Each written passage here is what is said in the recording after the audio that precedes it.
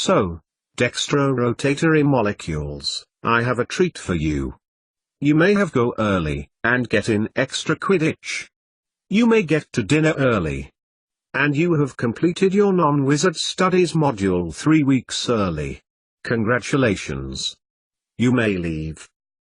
Cecilia scanned her eyes over the students who were sitting before her. The very brightest stars in the wizardly sky, the pinnacle of genetic advantage in the wizard world. She had wondered whether she would actually be able to pull the lesson off. They were learning about chiral compounds, organic molecules whose 4 constituent atoms or groups could be arranged in 2 different ways, called enantiomers of one another. Their naming came from a ranking system according to the importance of the atom or molecule, and if they were arranged clockwise they were deemed dextrorotatory, right-handed molecules, and if anti-clockwise, levorotatory, left-handed. But she had decided to put a spin on the lesson. Organic chemistry was dull even with Cecilia's mind that got interested in minute details. Learning reaction after reaction under different conditions and with different reagents was not for her and, she could believe, not for her students.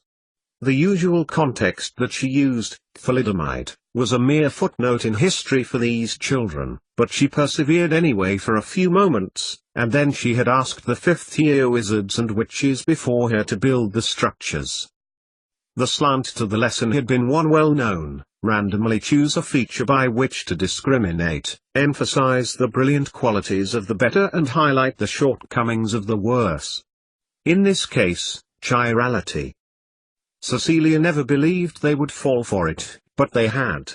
All lesson, those who had built, just by chance, right-handed molecules were praised, given favor, explained they were cleverer and more intuitive than the left-handers. She included historical examples of left-handers being thought of as devilish, being made to write with their right hands. How left-handedness was known from the Latin as sinister. The atmosphere in the classroom was markedly different and she could discern the divide. And all through some children randomly building chemical structures one way, and some the other. She had not let them leave, however. The right-handers were very keen to indulge in their privilege. The left-handers, in contrast, were resigned to their punishment of cleaning up the mole studies classroom. Cecilia had, instead, led them all out into the corridor, and then back in.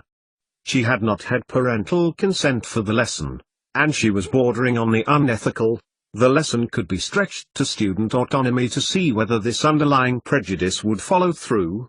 It usually did, and the effect of promoting or demoting one or other from a different group. She led the students to the entrance of the school, the foyer that was like a railway hall with large signs, not displaying train destinations, but lesson schedules. Some of the students, Pavlovian instincts attuned, began to pay attention to the notice boards overhead. Suddenly there was a little disruption. The students began to jostle one another, pushing and elbowing, alien behavior for Durmstrang. And, it would seem, some of the right-handers were deliberately trying to disadvantage the left-handers from getting what they wanted, even if they had no advantage themselves to gain. And then she asked the students what the connection would be between this lesson and the division in wizard society, given all they had been taught about civilizations and development of different communities and cultures. It took slightly longer than she had imagined, but the answer was one worth hearing. I am no different to them. With that thought in her ears, a job well done despite the shaky ethical ground she had stood on. Although what was better, she thought, than to challenge the ingrained prejudices fed to them here. Cecilia finished the lesson of the day and returned to her room, wondering how long it would take for the students would realize that the benefits of right-handedness did not in fact extend to the academic advancement of which she had said. The cold air from the window blew in gusts, increasing as if a storm was on the way, and the mild feeling of euphoric success she was experiencing just then, that made her instinctively want to go outside for a breath of fresh air, was instantly tempered.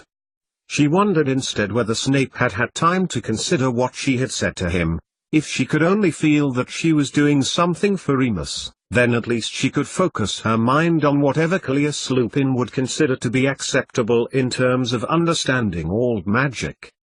An hour later, and reading through the notes she had made from those that Harry had sent to her, Cecilia noticed the familiar flash and flicker in the fireplace that indicated someone, Snape, or Petunia, was trying to contact her. The children are fully engaged in their competitions, Snape replied when Cecilia asked about the Halloween games. Septimus's strategy with his friends should be a rather intriguing spectacle. Why's that? What's he planned? Asked Cecilia, her heart sinking. Left in the care of the school and his peers, what had her son, and his friends, contrived to do? Nothing untoward, Snape replied, smiling mirthfully. You may speak to him yourself, if you wish. Mum. Septimus's keen face appeared in the flames and he beamed with the delight of what he, Rufus, Darren and Julian had in store, and he told her all about their strategy, using his owl and his broom. It didn't seem all that dangerous. In the context of a wizard school full of enthusiastic children armed with magic, she added to herself. As long as you remember that me and your father want you alive at the end of it, she added. And I don't think you'd want to embarrass your Uncle Kay. And Cecilia too felt herself smiling, genuinely happy at her son's excitement at school. We won't, Mum. No one's going to get hurt. And I'll tell Dad all about it. When Snape finally returned to the Floo, having packed Septimus off to supper and study, he told her that he had considered Cecilia's conjecture and from the evidence he too had come up with the same hypothesis. I will incorporate it into his next dose, Snape finished. I was due to take the next batch to the healers at St. Mungo's tonight. This has given me enough to refine it and make it more effective. When fire finally dimmed, Cecilia sat for a moment in the darkness, the weather outside worsening and the sunlight fading to nothing, wondering about the strange but familiar feeling she was experiencing in her stomach. She recognized it, and it was to do with things falling into place. Despite not being able to remember the name of this feeling, Cecilia hoped that it would remain. 88,888,888. Harry, preparing a shopping list for their Saturday night party, had been expecting Hermione over an hour before. He knew that she was working keenly and enthusiastically at the office in order to prepare for her first day, next Monday, 1st November. He had been delighted that it had been sooner rather than later that Severus Snape had asked him to speak to Cecilia. Before Septimus had come to see Snape, they had spoken. Cecilia had seemed, rather normal when he had gone through the details, the historical case studies of wizard spells and power that had been anecdotally written and stored in folders in the dusty ministry vaults. It was a relief, somehow, as if the sharing of this information meant that it had a purpose after all, that his mother, and other wizards besides, had not spent hours collecting field or interview notes about common themes, only for them not to be used. Harry knew that, with Mrs. Frobisher, all of the work would be taken into account, and he was touched in the way that she had expressed sorrow that she had had a falling out with his mum. He had, in turn, had expressed regret over Remus, not just as his father's friend, but as her husband, and as a father too. Cecilia had inquired about Sam and wished him luck. She had reminisced about when she had first arrived and Sam had been 4 or 5, and apologized for the book. Harry had thought it was a strange thing to apologize for, but Mrs. Lupin was prone to being interested in things people had long forgotten about. And then she had asked, "Are you going to the games?" Harry had said that he was, and she wished him a good time. She had also asked if he could pass on his love to Septimus, and to the other children, the reciprocators and, practically anyone who knew her. Cecilia's tone a little withdrawn. Clearly it would have meant a great deal to Cecilia had she gone. At least he could speak to her afterwards and tell her how it had gone. Or, if not him, someone would. Now at home, and Hermione still at work in the London office, Harry began to think ahead about the party, wondering what to wear, what Hermione would be wearing, whether Ron would come alone or accompanied. Hermione wouldn't be long in, and when she got back, 4 days before the 30th October, the date of the party, she would undoubtedly discuss her job again. Harry enjoyed listening to her. She would be in her element on Saturday. And himself? He was just glad to have been able to help out the very strange Mrs. Lupin. 8,888,888. Light though the clouds were, Tabitha still had to push with a good deal of power in her legs as she tried to climb quickly, their texture like nebulous quicksand. She could see the figure in the distance and she forced herself over the top. She needed to get to him. He was much further ahead than she would have liked. Who was he? But Tabitha caught hard to nothing, and held it tightly. The untruth and truth here collided again. Ahead, on what might be described as the horizon, like matter and antimatter that defined a vacuum as almost nothing, she made to grab tighter, ducking down below the rim of the memory in which she had just been in. In its wake, as the wave's frequency dropped, the vibrations that it had caused ebbed to nothing. Tabitha peeked upwards, like a rabbit checking for the absence of the dog, cautiously and attentively. When she knew it had passed and wasn't coming back, not yet in any case, Tabitha looked over to where she knew the man was. Damn it. Where once she knew that the person, the man, the figure had been, that interpretation of 3 dimensions did not exist anymore. She couldn't see anyone. And yet. There. This time, she told herself sternly as she scrambled to the top and stood aloft on the clouds, he wasn't going to get away from her this time. 8,888,888. A crackling in the grate, and this time Cecilia, who was reading the words in Harry's work using the fire she'd created, underlining and annotating as she went, turned her head as fire flames changed from warm orange to cool green. Severus? She leaned over her shoulder, crumpling her work into her lap. How oh! Petunia. She looked back and pushed the paper away from her and onto the floor before coming closer and kneeling in front of her friend's image. Yes, nodded Petunia. Do you have it? Of what? In front of you, she clarified. Something? Cecilia looked down.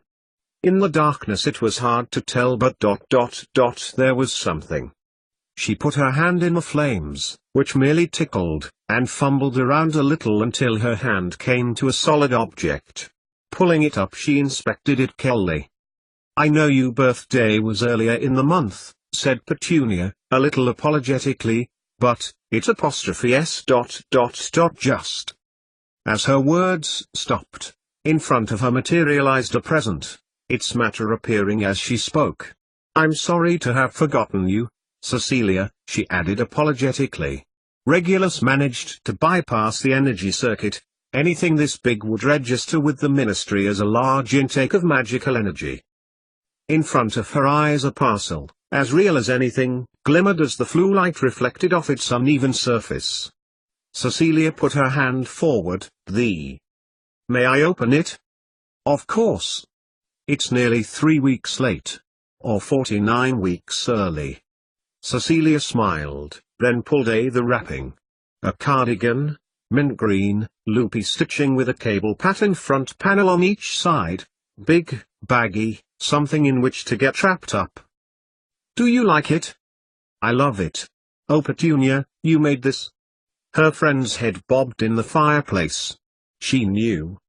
Petunia did so, knit and crochet. But to make her this and, knowing Petunia, barring its means of transport, the cardigan would be entirely made in a non-wizard way.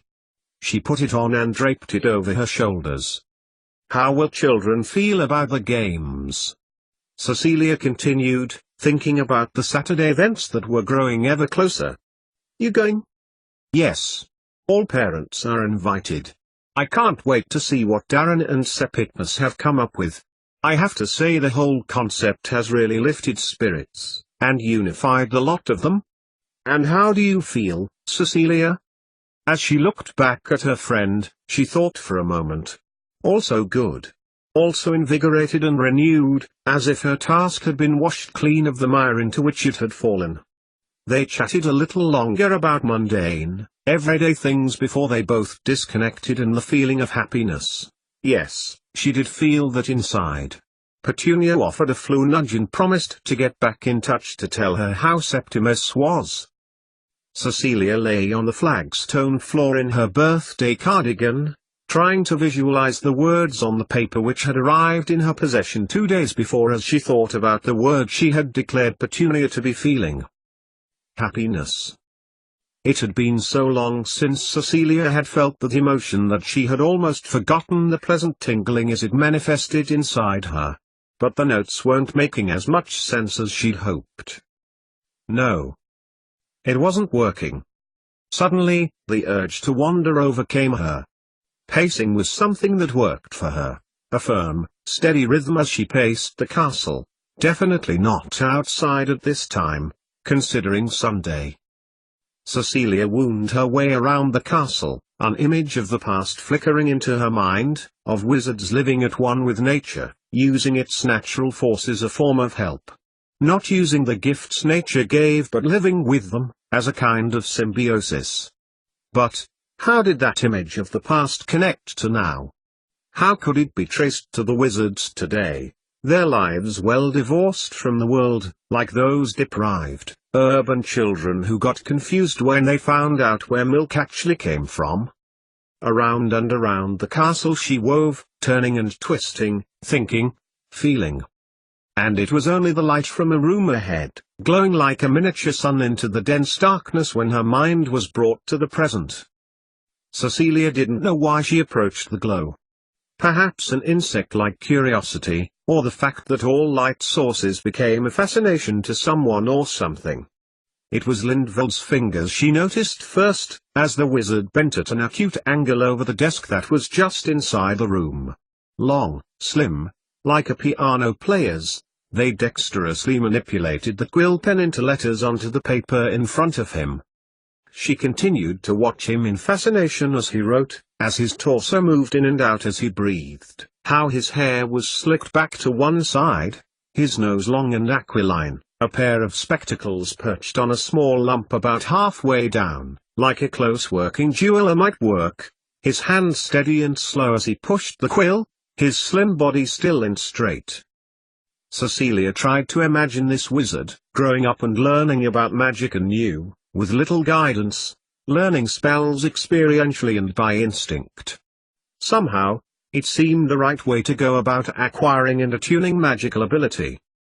She looked at him again, her eyes following the small dark curl in the middle of his forehead, then making her way down towards his nose and lips. Pursed in concentration, Lindveld was biting a little on his lower one as he concentrated.